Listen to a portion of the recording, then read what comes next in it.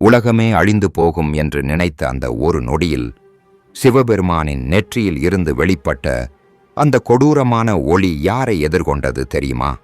அந்த அக்னி கண்ணின் முன்னால் நின்ற அந்த தெய்வம் யார்?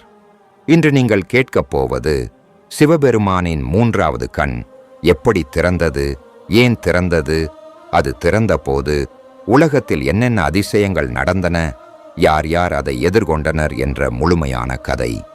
இந்த கதையை கேட்ட பிறகு நீங்கள் சிவபெருமானின் அபரிமிதமான சக்தியை புரிந்து கொள்வீர்கள்.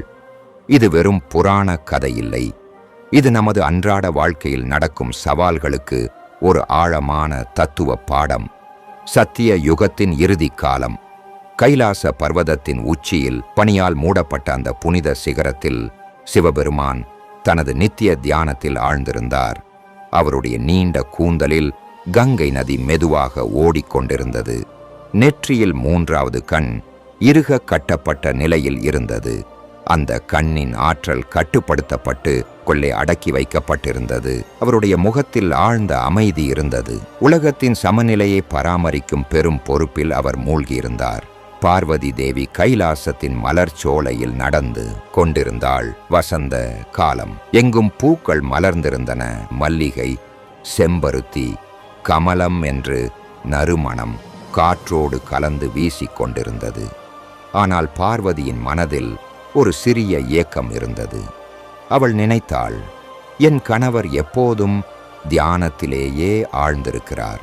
குளிர்ந்த பனிக்கட்டி போல உலகின் கவலைகளை மட்டுமே சுமந்து கொண்டிருக்கிறார். ஒரு நாள் என்னோடு சிரித்து மகிழ முடியாதா? ஒரு நாள் அவளுடைய நண்பர்களான வள்ளி, தேவசேனா, ரம்பை, உர்வசி போன்ற தேவ கன்யைகள் அருகில் வந்து சொன்னார்கள், பார்வதி தேவி, ஏன் இவ்வளவு சோகமாக இருக்கிறீர்கள்? உங்கள் கணவர் சிவபெருமான் உலகத்தின் காப்பாளர். அவருடைய தியானம்தான் இந்த பிரபஞ்சத்தை சமநிலையில் வைத்திருக்கிறது. பார்வதி புன்னகையுடன் சொன்னாள், எனக்கு தெரியும் தோழிகளே, ஆனால் சில நேரங்களில் ஒரு மனைவியாக அவருடன் நேரம் செலவழிக்க வேண்டும் தோன்றுகிறது. தேவசேனா குறும்பு புன்னகையுடன் சொன்னாள், ஒரு நாள் அவரை வியப்படையச் செய்யலாமே. பார்வதியின் கண்களில் ஒரு குறும்பு ஒளி பிரகாசித்தது. அவள் நினைத்தாள், ஏன் இல்லை? ஒரு சிறிய விளையாட்டு செய்தால் என்ன? அவர் சிரித்தால் எவ்வளவு அழகாக இருக்கும். அன்று சூரிய அஸ்தமன நேரம். சிவபெருமான் மேரு பர்வதத்தை நோக்கி தியானம் செய்து கொண்டிருந்தார். அவருடைய மூச்சு மெதுவாக வந்து போய்க் கொண்டிருந்தது. பிரபஞ்சத்தின் எல்லா சக்திகளும் அவரிடம் இருந்து வந்து அவரிடமே செல்வது போல இருந்தது. பார்வதி மெல்ல மெல்ல சிவபெருமானுக்கு பின்னால் வந்தாள். அவளுடைய பாதங்கள் பனியில் அழுத்தமின்றி இருந்தன. காற்றும் அவளுடைய வரவை உணரவில்லை. அவள் மிக மெதுவாக, பிறகு விளையாட்டுத்தனமாக அவருடைய இரு கண்களையும் தன் மென்மையான கைகளால் மூடினாள். யார் இது? யார் என் தியானத்தை கலைக்கிறது என்று சிவபெருமான் விளையாட்டாக கேட்டார். அவருடைய குரலில் கோபம் இல்லை, ஆனால் ஒரு சிறிய ஆச்சரியம் இருந்தது. பார்வதி சிரித்து கொண்டே சொன்னாள், கணவரே, சரியாக யார் என்று சொல்லுங்கள், பார்ப்போம். ஆனால் அந்த விளையாட்டு நொடியில் ஒரு பயங்கரமான விஷயம் நடந்தது. சிவபெருமானின் இரு கண்களும் மூடப்பட்டதும் பிரபஞ்ச ஒளி உடனடியாக நின்று போனது. உலகம் முழுவதும் ஒரே அடியாக கண்ணை கவ்வும் இருளில் மூழ்கி போனது. இது எந்த சாதாரண இருள் அல்ல. சிவபெருமானின் கண்களில் இருந்துதான் சூரியன், சந்திரன், நட்சத்திரங்கள், அக்னி எல்லாவற்றுக்கும் ஒளி வருகிறது. அந்த மூல ஒளியே தடைப்பட்டு போனது. சூரியன் திடீரென்று அதன் பிரகாசத்தை இழந்தது. அது ஒரு கரிந்த கல் போல ஆகிவிட்டது. சந்திரன் அதன் குளிர்ச்சியான ஒளியை இழந்து வானத்திலிருந்து மறைந்து போனது போல ஆனது. எல்லா நட்சத்திரங்களும் ஒரே நேரத்தில் அணைந்து போயின. தீ, மின்னல், எல்லா ஒளி மூலங்களும் செயலிழந்தன. மனிதர்கள் பயத்தில் அலறினர். என்ன நடக்கிறது? ஏன் இந்த இருள் என்று கதறினர். தேவர்கள் தங்கள் விமானங்களில் இருந்து கீழே விழுந்தனர். இந்திரன் தன் ஐராவத யானையில் இருந்து கீழே விழுந்தான். வருணன், வாயு, அக்னி எல்லா தேவர்களும் தங்கள் சக்தியை இழந்தனர். பறவைகள் திசை தெரியாமல் மரங்களில் மோதிக்கொண்டன. மரங்கள் வாடத் தொடங்கின. நதிகள் தங்கள் ஓட்டத்தை நிறுத்தின. கடலின் அலைகள் அமைதியாக நின்றன. பார்வதி இந்த அபாய நிலையைக் கண்டு அதிர்ச்சியில் உறைந்து போனாள். ஐயோ கடவுளே, நான் என்ன பயங்கரமான தவறு செய்துவிட்டேன் என்று கதறினாள். அவளுடைய கண்களில் இருந்து கண்ணீர் ஆறு போல ஓடியது. அவள் உடனடியாக தன் கைகளை சிவபெருமானின் கண்களில் இருந்து விலக்கிக் கொண்டாள். கணவரே, என்னை மன்னித்து விடுங்கள். நான் வெறும் விளையாட்டுக்காக செய்தேன். இந்த பயங்கர நிலை ஏற்படும் என்று எனக்கு தெரியாது என்று அழுது கொண்டே சொன்னாள். சிவபெருமான் தன் கண்களை திறந்தார். ஆனால் அவர் கண்கள் திறந்த பிறகும் இருள் மாறவில்லை.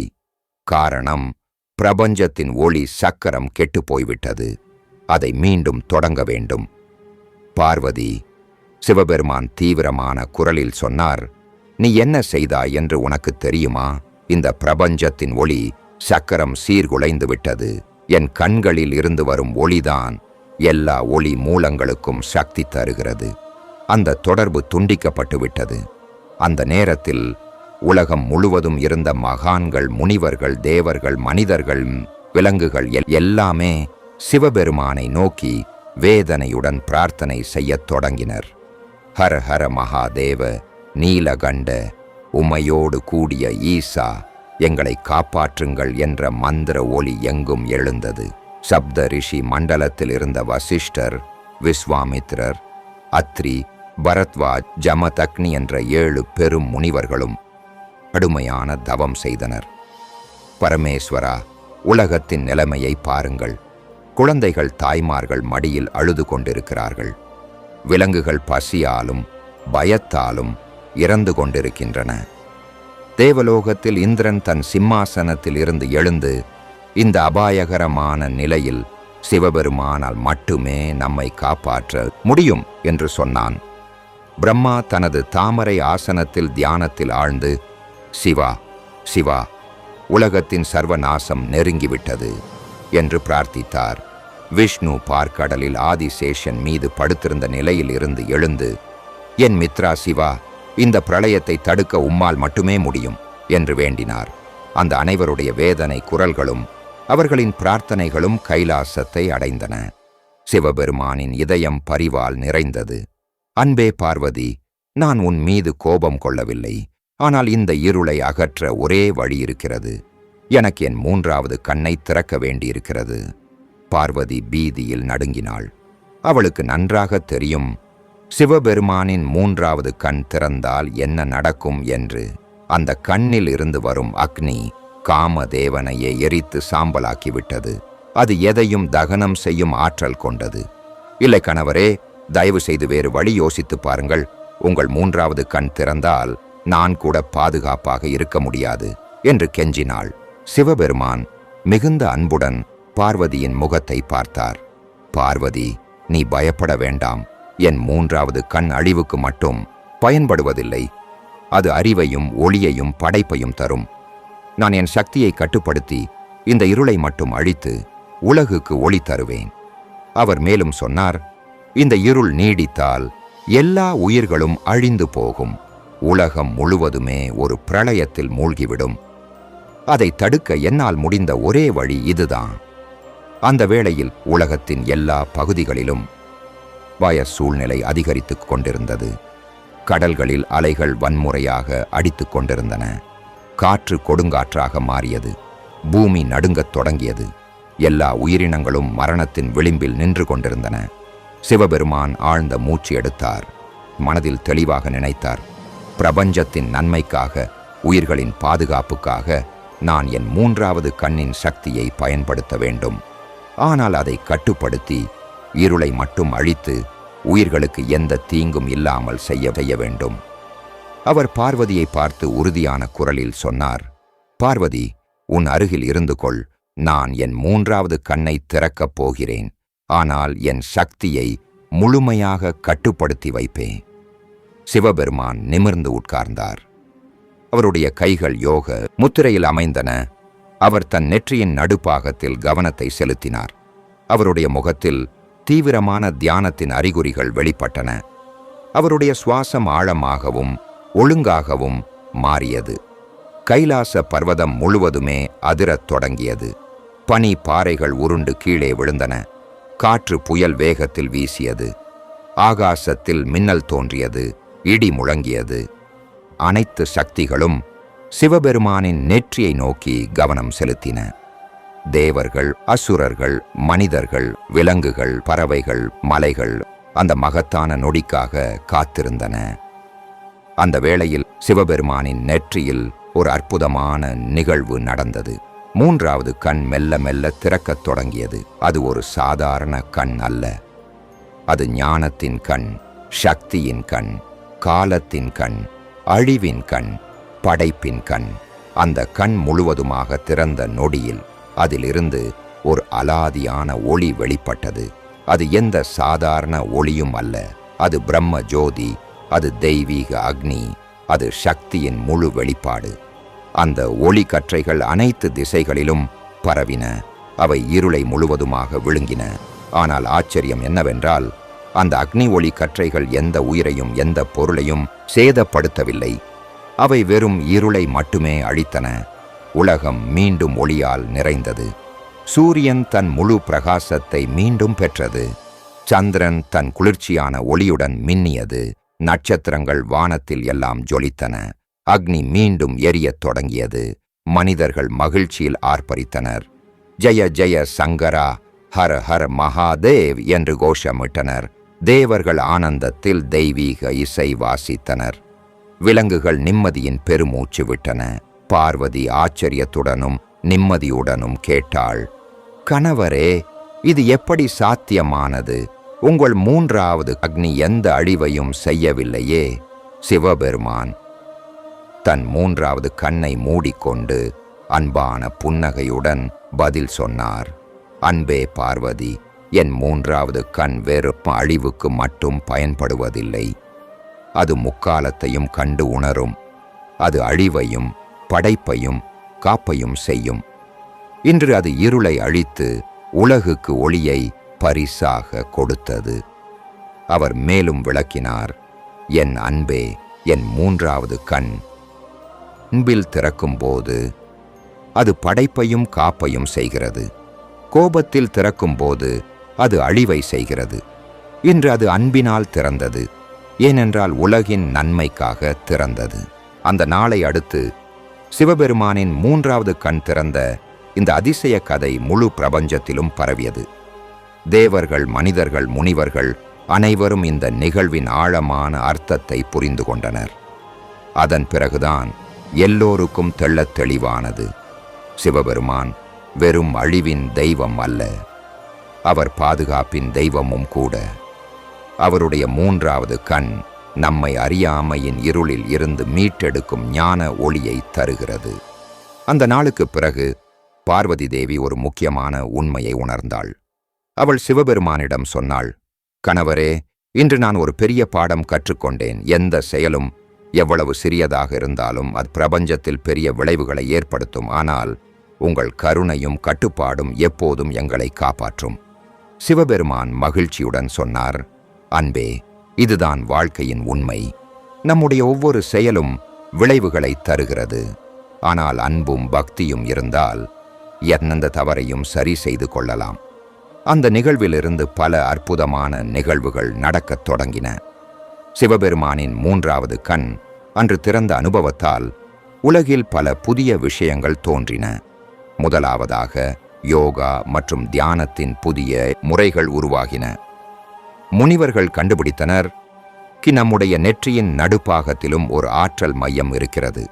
அந்த சக்கிரத்தை தியானத்தால் திறந்தால் மூன்றாவது கண்ணின் சக்தியில் ஒரு சிறிய அங்கம் நமக்கும் கிடைக்கும் என்று அவர்கள் உணர்ந்தனர். இரண்டாவதாக ஒளி மற்றும் இருளுக்கு இடையிலான போராட்டத்தின் தத்துவம் மேலும் ஆழமாக புரிந்து கொள்ளப்பட்டது. மனிதர்கள் உணர்ந்த நம் வாழ்க்கையிலும் ஒளி மற்றும் இருள் இருக்கிறது. சிவபெருமானின் மூன்றாவது கண் போல நம்முடைய ஞான கண்ணையும் திறக்க முடியும். மூன்றாவதாக பார்வதி மற்றும் சிவபெருமானின் உறவு இன்னும் வலுவாக மாறியது. இந்த நிகழ்வுக்கு பிறகு பார்வதி அன்னை எப்போதும் சிவபெருமானின் வலது பக்கம் அமர்ந்து கொள்வாள். இது அர்த்தநாரீஸ்வர வடிவத்திற்கு காரணமானது. நான்காவதாக தேவர்கள் ஒரு முக்கியமான முடிவு எடுத்தனர். அவர்கள் ஒவ்வொரு வருடமும் இந்த நாளை 3வது கண் திறந்த நாள் என்று கொண்டாடத் தொடங்கினர். இந்த நாளில் சிவபெருமானுக்கு ஒளி தீபங்கள் ஏற்றி வழிபடுவார்கள். 5வதாக முனிவர்களும் ஞானிகளும் இந்த கதையை தலைமுறை தலைமுறையாக கடத்தி செல்வது முக்கியம் என்று உணர்ந்தனர். ஏனென்றால் இந்த கதையில் வாழ்க்கையின் பல ஆழமான பாடங்கள் இருக்கின்றன. இந்த கதையில் இருந்து நாம் கற்றுக்கொள்ள வேண்டிய முக்கிய பாடங்கள் என்ன? முதல் பாடம், நம்முடைய ஒவ்வொரு செயலும் எவ்வளவு சிறியதாக இருந்தாலும் பெரிய விளைவுகளை ஏற்படுத்தும். பார்வதி தேவி வெறும் விளையாட்டுக்காக சிவபெருமானின் கண்களை மூடினாள். ஆனால் அது உலகம் முழுவதும் இருள் படர காரணமாக அமைந்தது. நம் வாழ்க்கையிலும் இது போலதான். நம்முடைய சொற்கள், செயல்கள் கூட மற்றவர்களின் வாழ்க்கையில் பெரிய மாற்றங்களை ஏற்படுத்தலாம். 2ஆம் பாடம், தவறுகள் நடந்தாலும் அவற்றை சரி செய்யும் வழி எப்போதும் இருக்கிறது. பார்வதி தேவி தவறு செய்ததை உணர்ந்ததும் அதை சரி செய்ய வேண்டும் என்று நினைத்தாள். சிவபெருமானும் கோபப்படாமல் அன்புடன் அந்த தவறை சரி செய்தார். நம் வாழ்க்கையிலும் தவறுகள் நடக்கலாம். ஆனால் அவற்றை ஏற்றுக்கொண்டு சரி செய்ய முயற்சி செய்தால் எல்லாமே சரியாகிவிடும். 3ஆம் பாடம், உண்மையான சக்தி என்பது அழிவு செய்வதில் இல்லை, பாதுகாப்பு செய்வதில் இருக்கிறது. சிவபெருமானின் 3வது கண் காம தேவனை எரித்ததால் அது அழிவின் கண் என்று பலர் நினைக்கிறார்கள். ஆனால் இந்த கதையில் அது இருளை மட்டும் அழித்து உயிர்களை காப்பாற்றியது. நம் வாழ்க்கையிலும் உண்மையான வலிமை என்பது மற்றவர்களை காப்பாற்றுவதில்தான் இருக்கிறது. 4ஆம் பாடம், அன்பு எப்போதும் கோபத்தை வெல்லும். சிவபெருமான் பார்வதி தேவி மீது கோபப்படாமல் அன்புடன் பிரச்சனையை தீர்த்தார். நம் வாழ்க்கையிலும் கோபம் வந்தால் அன்பை நினைத்து பார்க்க வேண்டும். அன்பு இருக்கும் இடத்தில் கோபம் நீண்ட நேரம் தங்காது. 5ஆம் பாடம், இருள் எவ்வளவு அடர்ந்திருந்தாலும் ஒரு சிறிய ஒளியே அதை அழிக்கப் போதும். உலகம் முழுவதும் இருள் நிறைந்திருந்த போது சிவபெருமானின் 3வது கண்ணில் இருந்து வந்த ஒளி அந்த இருளை முழுவதுமாக அழித்தது. நம் வாழ்க்கையிலும் எவ்வளவு பிரச்சனைகள் இருந்தாலும் ஞானம் மற்றும் பக்தியின் ஒளி அவற்றை தீர்க்கும். இன்றைக்கு நாம் நம் அன்றாட வாழ்க்கையில் எதிர்கொள்ளும் சவால்கள், பிரச்சனைகள், சோதனைகளை நினைத்து பாருங்கள். அந்த நேரங்களில் சிவபெருமானின் 3வது கண் நமக்கு உதவி செய்கிறது என்று நம்பலாம். அது நமது மனதில் உள்ள இருளை அகற்றி தெளிவான சிந்தனையை தருகிறது. அது நமது பயத்தை போக்கி தைரியத்தை தருகிறது. சிவபெருமானின் 3வது கண்ணின் ஒரு பிரதிபலிப்புதான். நாம் தியானம் செய்யும் போது அந்த சக்கரத்தில் கவனம் செலுத்தினால் நமக்கும் ஒரு சிறிய 3வது கண்ணின் அனுபவம் கிடைக்கும். அது நம்மை உள்ளார்ந்த அறிவுக்கு கொண்டு செல்லும். இந்த கதையின் மூலம் நமக்கு தெரிய வருவது என்னவென்றால், சிவபெருமான் எப்போதும் நமது நன்மையையே நினைக்கிறார். நம்முடைய தவறுகளுக்காக அவர் கோபப்படுவதில்லை. மாறாக அந்த தவறுகளில் இருந்து நாம் கற்றுக்கொள்ள வேண்டிய பாடங்களை கற்றுக்கொள்ள உதவி செய்கிறார். பார்வதி தேவியும் ஒரு முக்கியமான பாத்திரம் வகிக்கிறாள் இந்த கதையில். அவள் சாதாரண மனிதர்களைப் போல தவறு செய்கிறாள். ஆனால் அந்த தவறை உணர்ந்ததும் அதை சரி செய்ய வேண்டும் என்று நினைக்கிறாள். இது நம் அனைவருக்கும் ஒரு முன்மாதிரி. சிவபெருமானின் 3வது கண் இன்றும் நமது பாதுகாப்புக்காக திறந்து கொண்டிருக்கிறது. அது நமது அறியாமையை அழித்து, அது நமது பயத்தை போக்கி தைரியத்தை தருகிறது. அது நமது வாழ்க்கையில் வரும் இருள்களை அகற்றி ஒளியை தருகிறது. எனவே நம் அனைவரும் இந்த கதையை நம் இதயத்தில் வைத்துக்கொண்டு சிவபெருமானின் 3வது கண்ணின் ஆசீர்வாதத்தை நம் வாழ்க்கையில் பெற்று மகிழ்ச்சியுடன் வாழ வேண்டும். ஓம் நம சிவாய. ஹர ஹர மகாதேவ. இந்த கதை உங்களுக்கு பிடித்திருந்தால் சப்ஸ்கிரைப் செய்யுங்கள்.